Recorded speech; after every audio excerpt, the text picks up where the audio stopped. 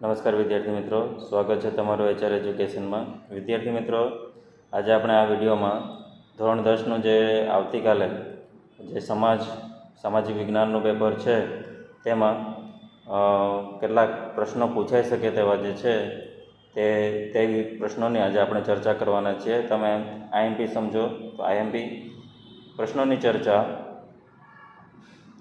કરવા પહેલાં આપણે વિભાગ ડીમાં પ્રકરણ કઈ રીતે પૂછાય છે તે જોઈએ। પ્રશ્ન નંબર 47 અને 48 પ્રકરણ 5માંથી વિભાગ ડીમાં 4 માર્કના બે પ્રશ્નો રહેશે। ત્યારબાદ 49-50માં પ્રકરણ 10માંથી વિભાગ ડીમાં 4 માર્કના 2 પ્રશ્નો, 51-52માં પ્રકરણ 17માંથી વિભાગ ડીમાં 4 માર્કના પ્રશ્નો, 53માં પ્રકરણ 21માંથી વિભાગ ડીમાં 4 માર્કનો 1 પ્રશ્ન। નકશા માટેના જે પ્રકરણો છે તેમાં 8, 9, 10 અને 13 આ 4 પ્રકરણો તમારે નકશા માટે કરી દેવાના છે। ત્યારબાદ વિભાગ સીમાં પ્રકરણ 3માંથી 38 અને 39 નંબરના પ્રશ્ન, પ્રકરણ 4માંથી 40 નંબરનો પ્રશ્ન, પ્રકરણ 8માંથી 41 અને 42 નંબરના પ્રશ્નો, પ્રકરણ 16માંથી 43 નંબરનો પ્રશ્ન, પ્રકરણ 18માંથી 44 અને 45 નંબરના પ્રશ્ન, પ્રકરણ 19માંથી 46 નંબરનો પ્રશ્ન। આ રીતે પ્રકરણોમાંથી પૂછાય છે। ત્યારબાદ ચેપ્ટર વાઇઝ આપણે જોઈશું કે કયા પ્રશ્નો આપણે પૂછાવા લાયક છે, બરાબર। તેમાં સૌપ્રથમ ચેપ્ટર નંબર 1 ભારતનો વારસો, તેમાં ગુણભાર 3 ગુણ છે, જનરલ વિકલ્પ સાથે 5 ગુણ છે।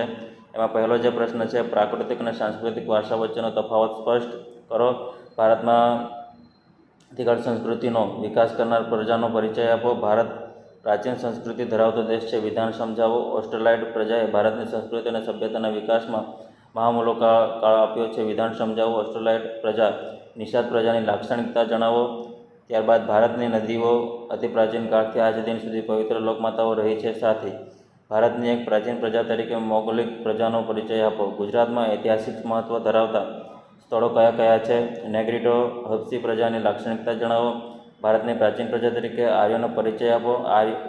આર્યો પ્રકૃતિ પ્રેમી હતા એમ સાથી કહી શકાય? આ રીતે પણ પૂછાઈ શકે છે। ત્યારબાદ ભારતીય વારસાના જતન અને સંરક્ષણ અંગે આપણી બંધારણીય ફરજો જણાવો। અનુચ્છેદ 51 માં દર્શાવેલ નાગરિકોની ફરજો જણાવો। આ રીતે પણ તમારે પૂછાઈ શકે છે। ત્યારબાદ વારસો એટલે શું, તેના 2 પ્રકારોનું ઉદાહરણ સહિત વિવરણ કરો। આટલા સવાલો પ્રકરણ 1માંથી આવી શકે તેમ છે। ત્યારબાદ પ્રકરણ નંબર 2 ભારતનો સાંસ્કૃતિક વારસો, પરંપરાઓ, હસ્ત અને લલિત કલા, તેમાં ગુણભાર 3 રહેશે, જનરલ વિકલ્પ સાથે 5 ગુણ। તેમાં માનવ જીવન અને માટી વચ્ચે ઘણો પ્રાચીન સંબંધ રહ્યો છે, આ વિધાન સમજાવો।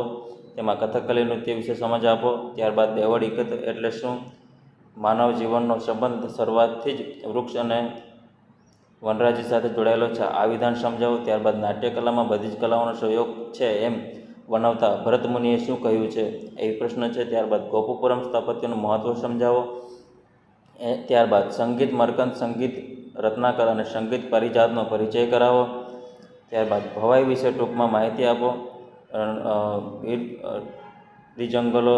રંગલો રંગલી જેવા પાત્રો કલામાં પોતાની વિશેષતાઓ દ્વારા વિષય વસ્તુ સમજાવે છે, તે કલાનો પરિચય આપો। ગુજરાતની ભવાઈની સાંસ્કૃતિકકારોએ ભાવપ્રધાન નાટકો કયા છે તે સમજાવો। આ રીતે અથવામાં તમને અહીંયા 3 સવાલો આપવામાં આવ્યા છે, રેડી? એક ભવાઈવાળો, એક રંગલો રંગલી અને ત્યારબાદ ગુજરાતની ભવાઈને। તો આ રીતે 3 સવાલો તમારે પૂછાઈ શકે છે અથવામાં। ત્યારબાદ ગુજરાતના ગરબા અને ગરબી વિશેની સમજ આપો। ત્યારબાદ એવું કોઈ શસ્ત્ર નથી, એવું કોઈ શિલ્પ નથી, એવી કોઈ વિદ્યા નથી, એવું કોઈ કર્મ નથી કે જે નાટ્યકલામાં ન હોય, આ વિધાન જે કલા સાથે જોડાયેલ છે તેના વિશે જણાવો। અથવા તો નાટ્યકલા વિશે નોંધ લખો। અથવા તો નાટ્યકલામાં બધી જ કલાઓનો સંયોગ છે એમ વર્ણવતા ભરત મુનિએ શું કહ્યું છે? આ રીતે પ્રશ્ન પૂછાઈ શકે છે। ત્યારબાદ ચર્મકામ ભારતની ઘણી જૂની કારીગરી છે તે સ્પષ્ટ કરો। નૃત્યકલા ક્ષેત્રે ભારતે સાધેલી પ્રગતિ વિશે નોંધ લખો। ત્યારબાદ ચેપ્ટર નંબર 3 ભારતનો સાંસ્કૃતિક વારસો, શિલ્પ અને સ્થાપત્ય, ગુણભાર 4 ગુણનો છે, જનરલ વિકલ્પ સાથે 7 ગુણ થાય છે ચેપ્ટર નંબર 3ના। તેમાં આવશે લોથલ ભારતનું અગત્યનું બંદર હતું, સમજાવો। ત્યારબાદ ગુપ્ત યુગ ભારતીય કલાનો સુવર્ણ યુગ ગણાય છે। ત્યારબાદનો પ્રશ્ન, મોહેંજો-દડોના લોકો સ્વચ્છતા તેમજ આરોગ્યના ઊંચા ખ્યાલો ધરાવતા હશે, આવું સાથી કહી શકાય? ત્યારબાદ મોઢેરાના સૂર્ય મંદિરની માહિતી આપો. તેમાં ત્યારબાદનો સવાલ, પ્રાચીન ભારતનું નગર આયોજન સમજાવો. આ રીતના સવાલો પૂછાઈ શકે છે. કુલ 5 સવાલ થયા પ્રકરણ નંબર 3માં. ત્યારબાદ ચેપ્ટર નંબર 4 એટલે કે પ્રકરણ નંબર 4 ભારતનો સાહિત્યિક વારસો. તેમાં ગુણભાર 4 ગુણ છે અને જનરલ વિકલ્પ સાથે પણ 4 ગુણ જ રહેશે. તેમાં જોઈએ તો ભારતના સાહિત્યિક વારસામાં પ્રાચીન ગુજરાતની સાહિત્યનું પ્રધાન વર્ણવો. બીજો સવાલ, ભારતીય પ્રાચીન સાહિત્યમાં વેદો કેટલા છે, કયા કયા? આ સવાલ ખાસ પૂછાઈ શકે તેમ છે. ત્યારબાદ ભારતની પ્રાચીન વિદ્યાપીઠ તરીકે નાલંદા વિદ્યાપીઠ વિશે ટૂંક નોંધ લખો. ચિત્ર રૂપે પૂછી શકાય છે. ત્યારબાદ ભારતના 2 મુખ્ય મહાકાવ્યો કયા છે, ટૂંકમાં સમજાવો. મહાકાવ્યો તરીકે રામાયણ અને મહાભારતની ચર્ચા કરો. અલગ અલગ પણ પૂછી શકાય છે. ફક્ત રામાયણ પણ પૂછે, ફક્ત મહાભારત પણ પૂછી શકે છે. ત્યારબાદ યજુર્વેદ વિશે સમજૂતી આપો. જેટલા વેદો છે 4 વેદો, તેમાંથી કોઈ પણ વેદ આવી શકે છે. જોઈએ, શ્રીમદ ભગવદ્ ગીતામાં કયા દાર્શનિક સિદ્ધાંતોનું વિવેચન કરવામાં આવ્યું છે. ત્યારબાદ ભારતની પ્રાચીન વિદ્યાપીઠ વલ્લભી વિદ્યાપીઠ ઓર નાલંદા વિદ્યાપીઠ ઓર તક્ષશિલા વિદ્યાપીઠ, ત્રણેય વિદ્યાપીઠમાંથી કોઈ પણ વિશે નોંધ તમારી પૂછાવાની શક્યતા છે. તેમાં નાલંદા અને તક્ષશિલા ખાસ છે. જોઈએ આગળ, ચેપ્ટર નંબર 5 ભારતનો વિજ્ઞાન અને ટેકનોલોજીનો વારસો. તેમાં ગુણભાર 4 છે. તેમાં જનરલ વિકલ્પ સાથે 8 ગુણ રહેશે. સારા એવા માર્ક્સ તમે આમાંથી કવર કરી શકો છો. તેમાં પહેલો સવાલ છે, એક પ્રયોગાત્મક વિજ્ઞાન તરીકે રસાયણ વિજ્ઞાનનો પરિચય આપો, અથવા તો પ્રાચીન ભારતે રસાયણ ક્ષેત્રે સાધેલી પ્રગતિ વિશે નોંધ લખો. આ રીતે પૂછાઈ શકે છે. ત્યારબાદ પ્રાચીન ભારતે વિજ્ઞાન ક્ષેત્રે આપેલો વારસો જણાવો. આ આઈએમપી સવાલ છે. ત્યારબાદ વાસ્તુશાસ્ત્ર વિશે સમજ આપો. આ પણ આઈએમપી સવાલ છે. પ્રાચીન ભારતે ખગોળશાસ્ત્ર અને જ્યોતિષશાસ્ત્રમાં સાધેલી પ્રગતિ વિશે નોંધ લખો. આઈએમપી સવાલ છે. ત્યારબાદ આખી દુનિયાનો વ્યવહાર ગણિતશાસ્ત્રની ચાલે છે તેવા પ્રાચીન શાસ્ત્ર વિશે લખો, અથવા તો ગણિતશાસ્ત્ર વિશે નોંધ લખો, અથવા આર્યભટ્ટે ગણિત ક્ષેત્રે કઈ મહત્ત્વની શોધો કરી છે, અથવા તો પ્રાચીન ભારતનું ગણિતમાં યોગદાન વિશે નોંધ લખો. આ 4 પ્રકારે તમારે સવાલ પૂછી શકે છે. ત્યારબાદ જે ખરું કર્યું છે તે સવાલો તમારે આઈએમપી તરીકે જોઈ લેવાના છે. વૈદિક વિદ્યા અને શૈક્ષણિક ચૈતલિકતામાં પ્રાચીન ભારતનું મહત્ત્વ જણાવો. શસ્ય ચિકિત્સામાં પ્રાચીન ભારતનું મહત્ત્વ જણાવો. ત્યારબાદ પ્રાચીન ભારતનો ધાતુવિદ્યા ક્ષેત્રનો વારસો સમજાવો. પ્રાચીન ભારતની રસાયણ વિદ્યાની સમજૂતી આપો. પ્રાચીન ભારતના ગણિત શાસ્ત્રની સમજૂતી આપો. મોસ્ટ આઈએમપી છે. આર્યભટ્ટની કરેલી શોધ, આર્યભટ્ટની ટૂંક નોંધ લખો.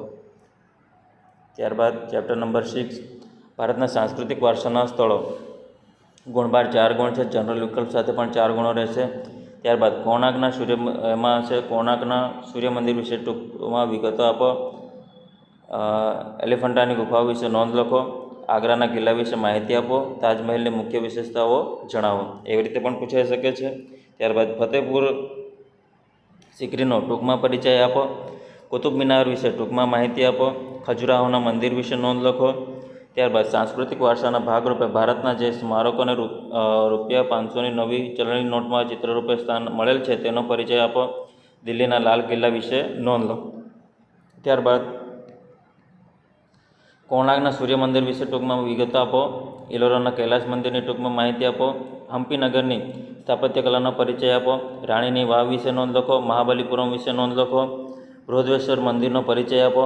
એલિફન્ટાની ગુફાઓ વિશે નોંધ લખો. અમદાવાદની ઓળખ ઐતિહાસિક નગરી તરીકે છે કેમ? અમદાવાદમાં આવેલા સાંસ્કૃતિક વારસામાં સ્થળોની યાદી બનાવો. સિંધુ સભ્યતાનું નગર ધોળાવીરા વિશે ટૂંકમાં માહિતી આપો. ચેપ્ટર નંબર 7 આપણા વારસાનું જતન. તેમાં ગુણભાર 3 છે અને જનરલ વિકલ્પ સાથે પણ 3 ગુણ રહેશે. તેમાં સવાલો છે, વારસાની જાળવણી કરવી આપણી સૌની નૈતિક ફરજ છે, આ વિધાન સમજાવો. ત્યારબાદ પ્રવાસન સ્થળોની સ્વચ્છતા અને જતન વિશે તમારા મંતવ્યો જણાવો. પર્યટન ઉદ્યોગથી દેશને લાભ થાય છે, સમજાવો.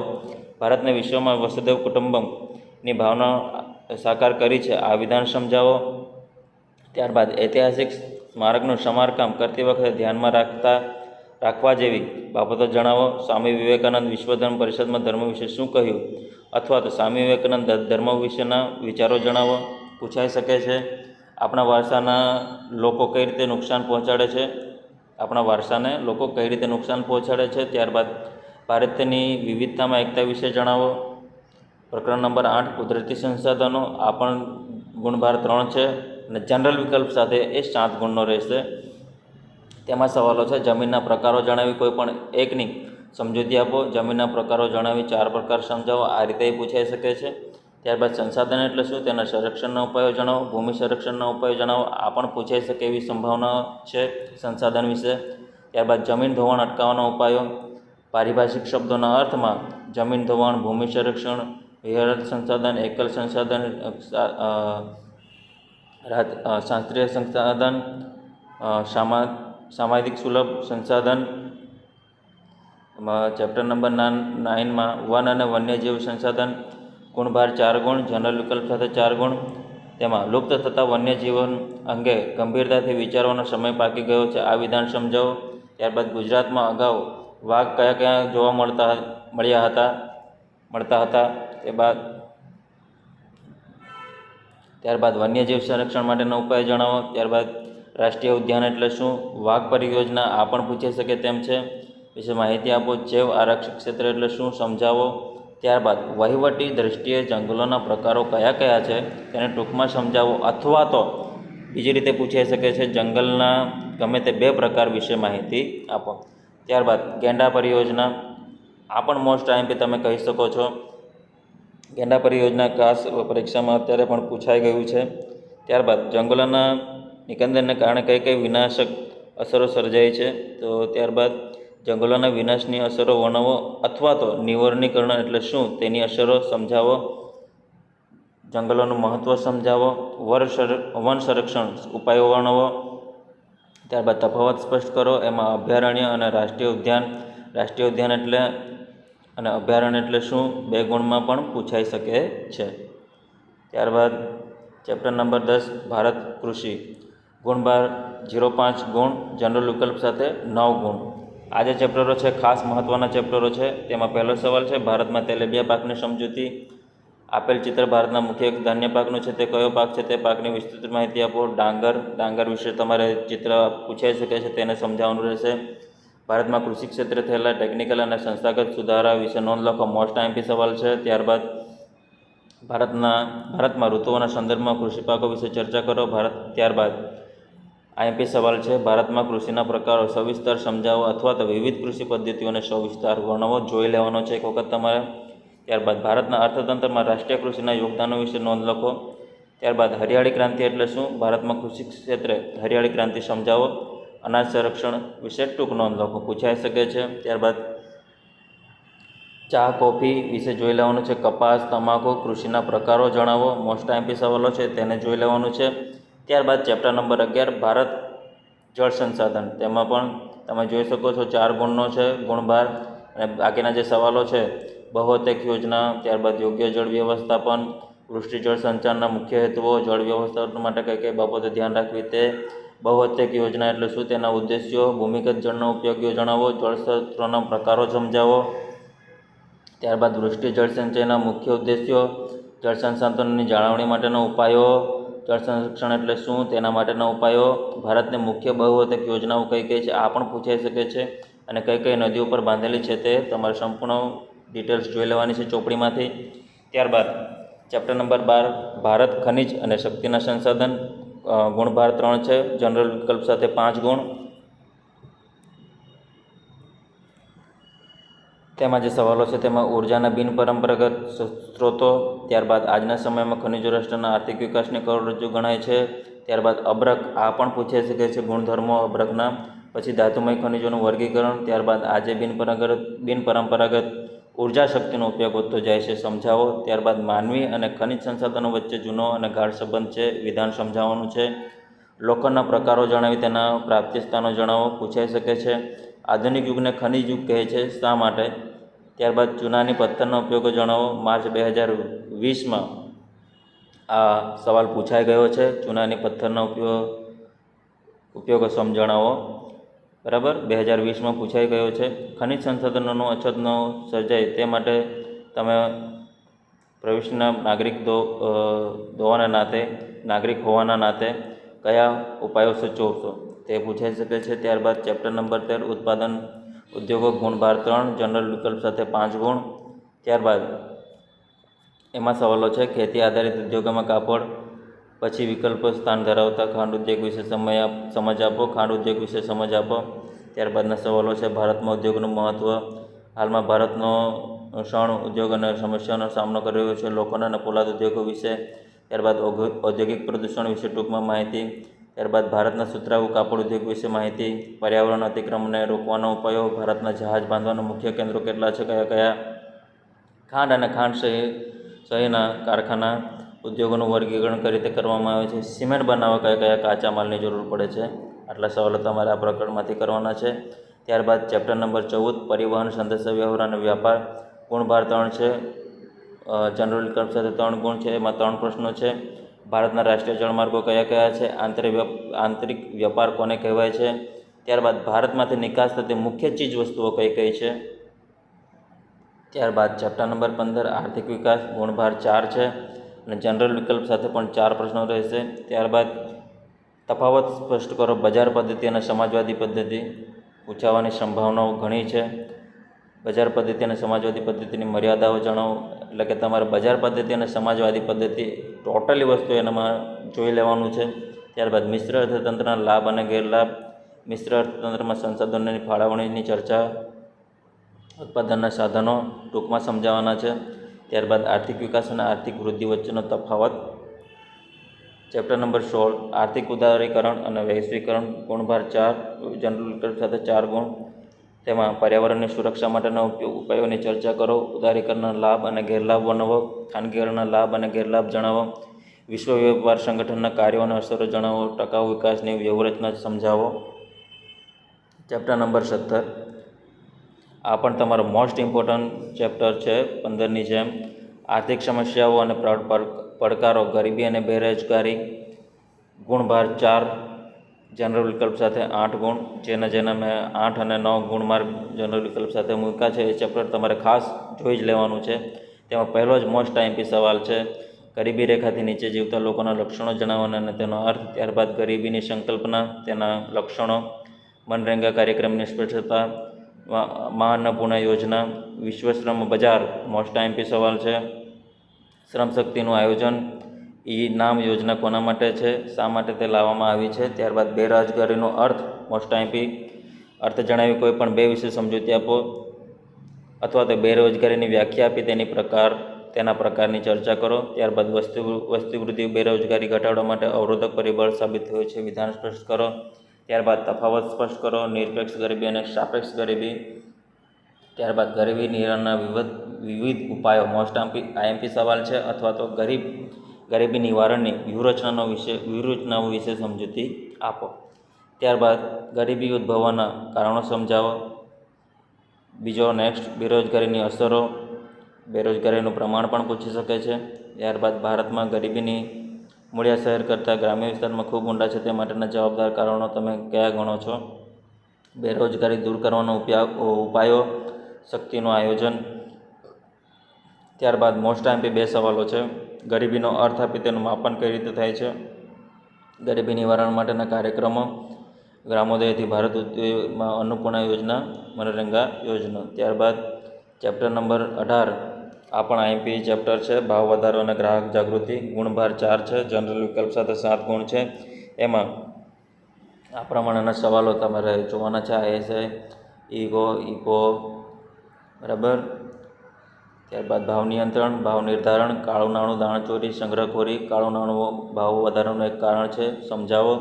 ભાવ નિયંત્રણની આવશ્યકતા, ગ્રાહકે ખરીદી કરતી વખતે શી કાળજી રાખવી તે, અથવા તો વસ્તુઓ ખરીદતા પહેલાં ગ્રાહકે શું ધ્યાન રાખવું, ગ્રાહકોનું વિવિધ રીતે શોષણ થવા લાગ્યું છે, સમજાવો. અથવા ગ્રાહકોના શોષણના કારણોની ચર્ચા, ઉપભોક્તાઓનું શોષણ કેવી રીતે થાય છે તે જણાવો. આ રીતે સવાલ પૂછાય છે. અલગ અલગ ગ્રાહક સુરક્ષા મંડળોના કાર્યો જણાવો અથવા ગ્રાહક સુરક્ષામાં ગ્રાહક મંડળોની ભૂમિકા સ્પષ્ટ કરો. આવશ્યક ચીજવસ્તુનો ધારો શું છે તે જણાવવાનું છે. ત્યારબાદ ગ્રાહકોનું શોષણ એટલે શું, ગ્રાહકોના અધિકારો જણાવો. ભાવ વધારા માટેના કારણો જણાવી કોઈ પણ 2ની સમજૂતી આપો. કાળું નાણું, દાણચોરી, સંગ્રહખોરી વિશે સમજાવો. ત્યારબાદ ચેપ્ટર નંબર 19 માનવ વિકાસ, તેમાં 4 ગુણનો ચેપ્ટર છે. જનરલ વિકલ્પ સાથે પણ 4 ગુણ છે. તેમાં માનવ વિકાસના આંકમાં ભારતના મધ્યમ માનવ વિકાસની હરોળમાં છે, તો તેને ઉચ્ચતમ માનવ વિકાસની શ્રેણીમાં લઈ જવા શું કરવું જોઈએ? ત્યારબાદ મહિલા સમાનતા અંગે ગુજરાત સરકારની વિવિધ યોજનાઓ જણાવો. ગુજરાતમાં મહિલા સશક્તિકરણ આ પણ પૂછાઈ શકે છે માનવ વિકાસ ગુજરાતના મહિલા સશક્તિકરણ વિશે. ત્યારબાદ ભારત સરકારની મહિલા કલ્યાણકારી યોજનાઓ, માનવ વિકાસ અને માનવ જીવનની કઈ કઈ બાબતો સાથે સંબંધ છે, અભિયમ યોજનાઓ શું છે તે સમજાવો, માનવ વિકાસ સામેના પડકારો જણાવો. ત્યારબાદ ચેપ્ટર નંબર 20 ભારતની સામાજિક સમસ્યાઓ અને પડકારો. 5 ગુણનો તમારા આ ચેપ્ટર છે. તેમાં સાંપ્રદાયિકતાને દૂર કરવા કયા પગલાં ભરવા જોઈએ અથવા તો સાંપ્રદાયિકતા દૂર કરવાનો ઉપાયો જણાવો. ત્યારબાદ નક્સલવાદી આંદોલન વિશે ટૂંકમાં માહિતી આપો. ત્યારબાદ બળવાખોરી અને આતંકવાદ વચ્ચેનો તફાવત સ્પષ્ટ કરો. બંધારણમાં ફક્ત અનુસૂચિત જનજાતિ માટે ખાસ કઈ જોગવાઈ કરવામાં આવી છે તે. લઘુમતીઓના કલ્યાણ અને વિકાસ માટે બંધારણીય જોગવાઈઓ. આતંકવાદ એટલે શું તે. ભારતની સમાજની કેટલીક જ્ઞાતિઓ અને જાતિઓની આર્થિક સ્થિતિ સાથે નબળી રહી ગઈ છે તે રીતે. ત્યારબાદ મોસ્ટ આઈએમપી તમારો આ જે ચેપ્ટર છે સામાજિક પરિવર્તન, 5 માર્કનો તમારો આ ચેપ્ટર રહેશે. તેમાં મોસ્ટ આઈએમપી છે ભ્રષ્ટાચાર નાથવાના સરકારી પ્રયાસો અને વૃદ્ધોની સમસ્યા જણાવી તેનો ઉકેલ માટેના પ્રયાસો જણાવો. આ ખાસ. બીજું છે બાળકોને મફત અને ફરજિયાત શિક્ષણ, મૂળભૂત અધિકારો, સામાજિક પરિવર્તન, કાયદાના સામાન્ય જ્ઞાનની. ત્યારબાદ વૃદ્ધોની સમસ્યા, દિવ્યાંગજન અધિકાર અધિનિયમ. ત્યારબાદ દિવ્યાંગને મળતી વિશિષ્ટ સવલતો. ત્યારબાદ બાળકોના અધિકારો જણાવો. સંયુક્ત રાષ્ટ્ર મોસ્ટ આઈએમપી સવાલ. ત્યારબાદ બાળ શોષણ કે અત્યાચારની સામે રક્ષણ આપવા શું કરવું. ત્યારબાદ બાળમજૂરી કે બાળમજૂરી એટલે શું પૂછાઈ શકે છે. બાળમજૂરી માટેના કારણો જણાવો. ત્યારબાદ ભારતમાં બાળ શ્રમિકોની માંગ વધુ વિપુલ પ્રમાણમાં છે, શા માટે. બાળમજૂરી અટકાવવાના ઉપાયો જણાવો. અસામાજિક પ્રવૃત્તિનો અર્થ આપી તેના પ્રકારો જણાવો. ભ્રષ્ટાચારનો અર્થ આપી તેની અસરો જણાવો. આરટીઆઈના તમામ પ્રશ્નો 14 મુદ્દા જે છે તે 14 મુદ્દા તમારે જોઈ લેવાના છે. ત્યારબાદ આરટીઆઈની માહિતી આપો. ત્યારબાદ અન્ન સલામતી વિદેશ આરટીઆઈ હેતુઓ જણાવો, પૂછાઈ શકે છે. ત્યારબાદ એની જ આરટીઆઈની ધારાકીય જોગવાઈઓ પણ પૂછાઈ શકે છે. તો વિદ્યાર્થી મિત્રો, અંતિમ ક્ષણે આ જે પ્રશ્નો જે તૈયાર કરેલા છે અમે તે આશા રાખીએ છીએ કે તમને હેલ્પફુલ થાય. સમય ઓછો છે છતાંય તમે એક વખત આ જે પ્રશ્નો છે તેને જરૂરથી જોઈ જજો. જે પ્રશ્નો પર અમે ખરાની નિશાની કરી છે તે તો ખાસ તમારે જોઈ જ જવાના છે, પરંતુ બાકીના જે બી પણ પ્રશ્નો છે તેને પણ તમે સમય કાઢીને એક વખત જોઈ જોજો. તમને જરૂરથી ફાયદો થશે અને સામાજિક વિજ્ઞાનમાં તમે સારા એવા માર્ક કવર કરો એવી શુભેચ્છાઓ અમારા તરફથી. અને બાકી આ જે પ્રશ્નો છે તે આમાંથી બહાર મને નથી લાગતું કે આમાંથી બહાર કોઈ પણ પ્રશ્ન જઈ શકે, બરાબર. તો આ તમામ પ્રશ્નો તમારે જોઈ લેવાના છે અને ગુણભાર ખાસ તમારે ચેક કરી લેવાનું છે. જે પ્રથમ પેજમાં આપણે વિભાગ ડી અને સી માટે જે ચેપ્ટરો મૂક્યા હતા તે પ્રમાણે તમારે ચેપ્ટરો તૈયાર કરી લેવાના છે. ઓકે, તો ઓલ ધ બેસ્ટ તૈયારી માટે વિદ્યાર્થી મિત્રો. મળીએ આવતા બીજા વિડીયોમાં. કાલે આપણે સમાજના સોલ્યુશન સાથે ફરી આપણે મળીશું.